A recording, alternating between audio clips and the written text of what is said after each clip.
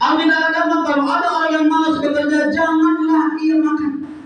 Banyak orang ingin hasilnya 1 juta, maunya kerjanya 5 jam.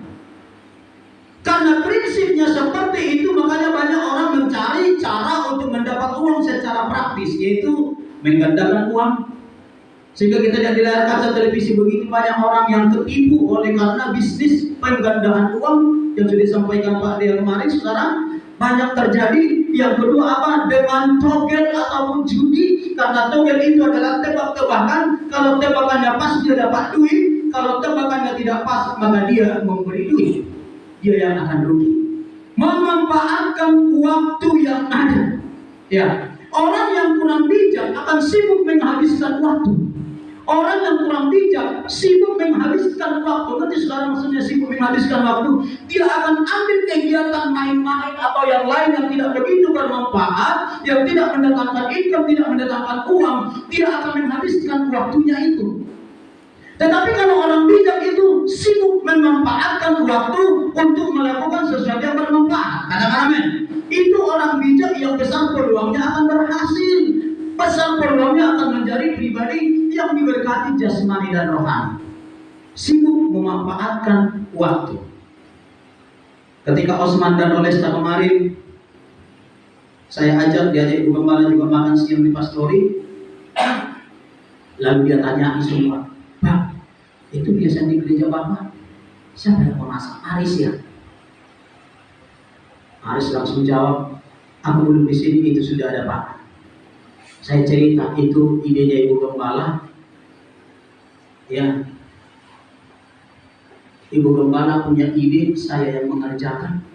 Semua kami cerita apa adanya. Lalu saya ceritakan saudara, ini kotak drum aku sendiri yang buat. Itu tempat persembahan kita itu pakai roda, itu saya sendiri buat. Terheran-herannya. Bahkan dulunya waktu belajar pernah kerja bangunan yang enggak. Sebelum saya kuliah, saya sudah merantau Medan 5 tahun. Saya di Medan 5 tahun itu melancang. Saya kerja di Belawan, di Gabion, kerja di laut 1 tahun. Maka kalau kerja di laut, saya sudah ngerti. Saya pernah jadi kernet jalan pancing Pinang Baris sampai ke Kampung Lalang.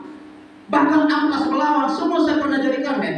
Selama saya di Medan 5 tahun, hampir semua model kerjaan saya kerjakan. Jadi pembantu rumah tangga di Perumnas Mandala saya pernah ngapel lantai, ngelap-ngelap terali rumah orang kaya itu begini.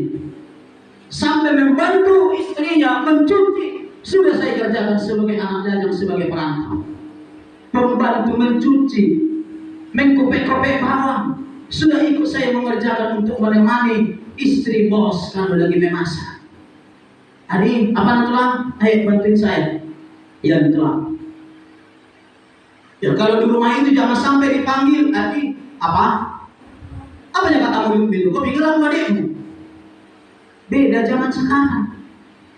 Kalau dipanggil mama, Cikang, jawabannya apa Cikang? Hah? Apa sih? Enggak gitu ya? Oh enggak. Betul itu mah. Nanti kita tanya survei membuktikan. Tapi yang sering kita dengar, kita pakai ya pendengaran nyamping begini ya. Sering sekali mamanya itu kalau memanggil malah dimarahin. Apa sih mak, tunggulah.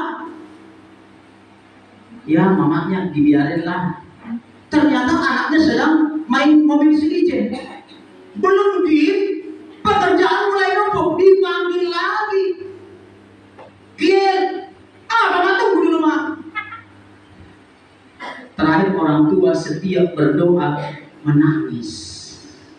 Saya kalau udah perhatikan orang tua bersaksi menceritakan keluarganya menangis, itu tandanya orang tua itu penuh penderitaan.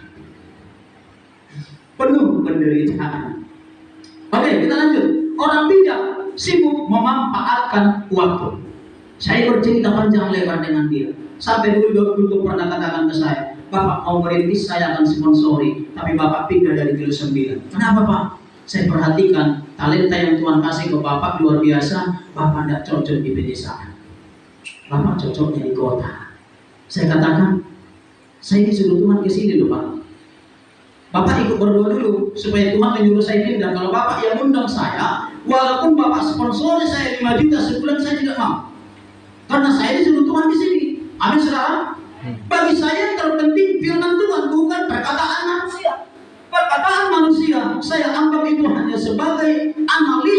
bahwa orang lain juga sudah melihat saya punya karunia-karunia khusus yang Tuhan beri, yang mungkin menurut mereka terlalu sayang kalau di pedesaan, karena di pedesaan peluang untuk banyak jiwa dalam satu gereja sangat minim dan sangat kecil peluangnya. Tapi kalau di kota, sekali terbuka pintu untuk orang berdatangan beribadah, itu memang betul-betul bisa membludak. Tapi ingat saudara,